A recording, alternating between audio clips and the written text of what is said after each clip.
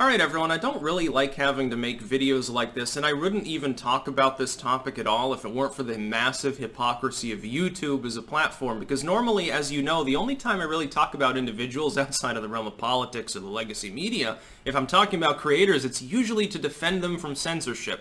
Like Andy Worski just got banned off YouTube, but it's almost an afterthought to mention it because he says, fuck it. He's got a big D Live channel. You should join him there. He doesn't care about YouTube anymore. YouTube is the literal godfather of blood sports that started a subcultural year-long phenomenon with the Spencer debate that I myself was a part of, has decided to abandon the platform because it's so fucked up. That should ring alarm bells in YouTube's head. Well, let me talk about Shane Dawson. Although 2/3 of this video really is about YouTube, not Shane Dawson as an individual. So here, long story short for the people that don't care about human issue stuff, because like I don't watch Shane Dawson, in all honesty, so he's not losing a subscriber by doing dumb shit. I've watched a few clips of his. Nothing that he does there requires any real talent. It is mostly editing and a few satirical jabs. It's sort of I've spoken about sort of the fake edgy side of YouTube where you have astroturfed or corporate creators that are ultimately very controlled, and once in a while they just do like something a little too edgy and then this sort of thing happens. But what he did is he was pretending to beat off to a poster of 11-year-old, and that certainly raises the bar and the ire on it, Willow Smith. Now this is Will Smith's daughter. It is probably not a good idea to antagonize the Will Smith family if you're a YouTuber, because Will Smith, they literally tried to jerry-rig him in as sort of the symbol of YouTube a couple of years ago. You remember the backlash? It was, I think, the 2018 rewind that fell so flat it became the worst rated video in YouTube history, and then PewDiePie made an alternative that became like the highest ranked in history, and it was really funny, and well, PewDiePie's was, the other one sucked dick. And YouTube keeps making mistakes like this.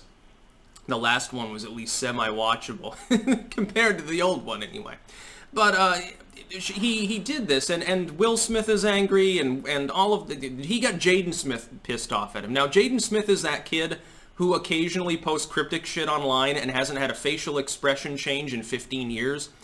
When somebody who is like, I guess, probably a Zen Buddhist vegan love bead enthusiast or something, when they get pissed at you, you've probably overstepped the line, and then you took 3 or 4 strides beyond it. So, I mean, career-wise, this torpedoes his ambitions, I think.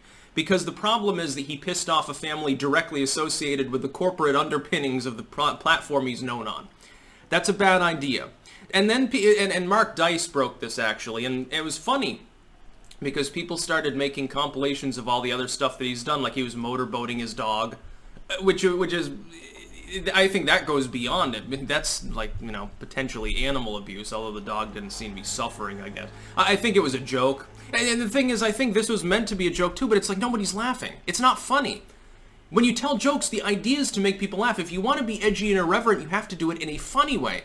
This isn't funny, though. The problem is that nobody watching this video is laughing except to laugh at Shane Dawson for making a shitty career move. That's the only way in which this can be funny. And when his superfans say, well, he's really sorry. Dude, he's been called out time and time again for other things that he's done. Now, I don't personally care if someone wants to wear blackface on the platform, but here's the problem. And here's where I switch over to mainly talking about YouTube. If another YouTuber, other than Shane Dawson, Jenna Marbles comes to mind, she quit the platform last week. If another YouTuber, without 20 million subscribers and corporate contracts, and a personal friend of Susan, the CEO of YouTube, had videos in their history where they were wearing blackface, they would get goddamn fucking deplatformed tomorrow. They would be mass demonetized, they'd be at risk of their channel being deleted. We've seen people with millions of subscribers have this happen. Don't fucking tell me that he's not being treated differently from most creators. And the fact is, he's not the only one, but he's part of this very small select club of it's a few tens of thousands of channels.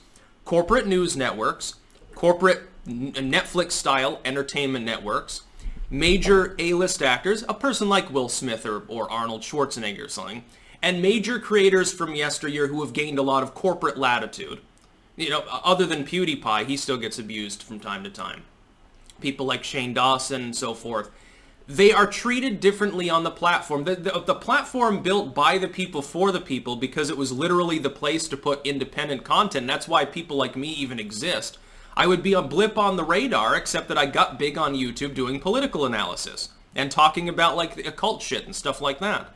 I'm well known primarily because of YouTube. Now lately, of course, I'm branching out into alt tech, but the hypocrisy of this thing, the hypocrisy of the CEO of YouTube hanging around with this dude, not disavowing him at all, despite the fact that you can see he's had blackface videos like 3 times. He's doing weird shit with animals. He's saying he's doing even weirder shit, like beating off on his cat. He's pretending to beat off to the poster of an 11-year-old girl. If another creator that was not part of that promoted, algorithmically promoted corporate sponsorship nexus were doing this shit, they'd get kicked off the site. They would be recognized as talentless and unfunny. They wouldn't be promoted, and they'd probably be gone. That's the long and short of it. The hypocrisy of the site is what worries me as a creator. I don't have anything to do with Shane Dawson. I'm not going to meet the dude. I'm not going to go to some convention where Shane Dawson is the big keynote speaker. That's not going to happen because it's a totally different style of content. It's a totally different crowd that I'm part of. But that being said, problems with him aside, who fucking gives a shit? It's the way that YouTube is acting. YouTube is a multi-billion-dollar corporation that controls an inordinate proportion of all human communication. And its parent company, Google, is much larger than just YouTube. And yet they sit aside, they'll claim over and over again that somebody had an edgy political opinion 5 years ago. They need to be banned because we need to do more about extremism. They'll say that some random astroturfed creator with a 50 grand corporate check needs to be promoted because we need more black voices on YouTube. Diversity and extremism are huge problems. But what about this shit? How is this not a big problem? YouTube openly promotes the dude. Now, I think that he demonetized all of his videos, like canceled AdSense the other day. Probably figured, well, you know, they're going to cancel me anyway. I mean, he has nothing to worry about. Once you get to the point where you get like tens of millions of subscribers, I think you can probably make ends meet. Just on merch alone, even if a lot of your fans decide to abandon you, I guess he lost like 1 million subscribers over the last few days or something. Even at that point, you still can make a living. I wouldn't worry too much. I don't think we're gonna see him homeless or driving a $500 beat up, you know, truck with one wheel and half a door, you know, a year from now.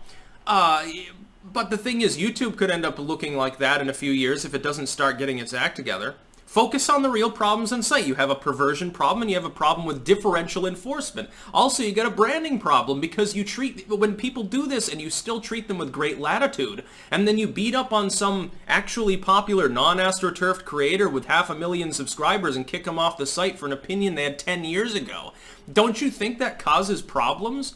Don't you think that causes an issue with brand loyalty among consumers? Look, there's a reason why over the last couple of years, alt tech has gone from virtually non-existent, nobody fucking using it, to getting mass defamed by the corporate media, and then now being used by elements of the corporate media. There are people from that sort of left pro-censorship nexus filtering into alt tech now. They swore they never would. They swore it was all Nazis. It's disgusting. It's an echo chamber of hideous vitriol. Oh, I just got a Parler account that... yeah, look at what's happening, dude. Alt tech is winning for a reason. It's not because it got a head start. Yeah, BitChute looks a lot like YouTube did in the mid-2000s, all set up to keep growing. Library, the same thing. Brighteon is growing, Parler, and all these sites. Gab aside, Minds is growing. There are alternatives to all these tech, and the CEOs. I'm sure, like Vahi, the CEO of BitChute. If I were doing weird shit like Shane Dawson does, I don't think that he would be tweeting out my videos as much. The standards, I think, for content being at least interesting and having a redeeming value is higher on alt tech. More talent involved as well. That's about all. Peace out.